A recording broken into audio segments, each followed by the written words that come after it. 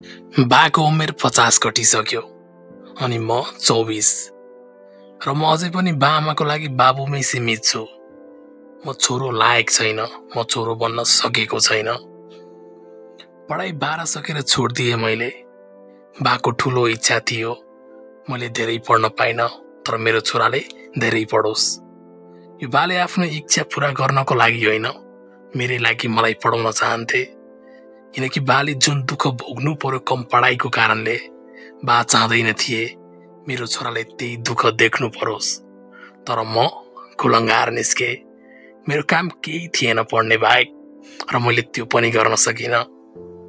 म 16 वर्षको हुँदा मेरो दिमागमा क्रिकेटको ठुलो भूत सवार भयो। मेरो दिमागमा एउटै चिज थियो, म खत्रै खेलाडी बन्छु। मैले बालाई भने म काठमाडौँ गएर क्रिकेट सिक्छु, म खेलाडी बन्छु। र त्यतिखेर बाको जवाफ थियो, बाबु त पढ्न जति गाह्रो मान्छस् त्योभन्दा धेरै गाह्रो छ खेलाडी बन्न। तर मेरो जिद्दीको अगाडि बाको केही लागेन। त्यसपछि बाले मलाई काठमाडौँ लिएर गए, कोठा खोज्दै क्रिकेट एकाडेमी जोइन गराएर बा गाउँ फर्किए। म दङ्ग थिएँ, अब म खेलाडी बन्छु भनेर।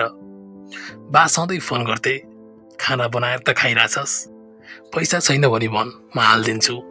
र अन्त्यमा एउटा चिज भन्न कहिले छोड्दैन थिए, यदि तँलाई गाह्रो भइरहेछ खेल्न सक्दिन जस्तो लाग्छ भने गराइज। यो नसोच कि बाले पैसा खर्च गरिसके।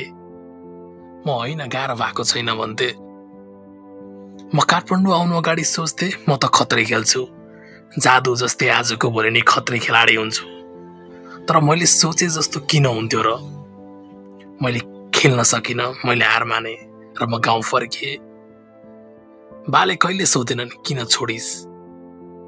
म घर फर्केपछि बाले एउटै कुरा भने, अब राम्रोसँग पढ।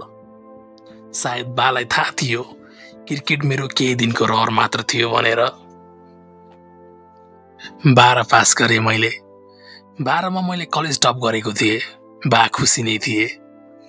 अब बाको एउटै इच्छा, छोराले ब्याचलर जोइन गरेर लोकसेवाको तयारी गरोस् अनि निजामती कर्मचारीमा नाम निकालोस्।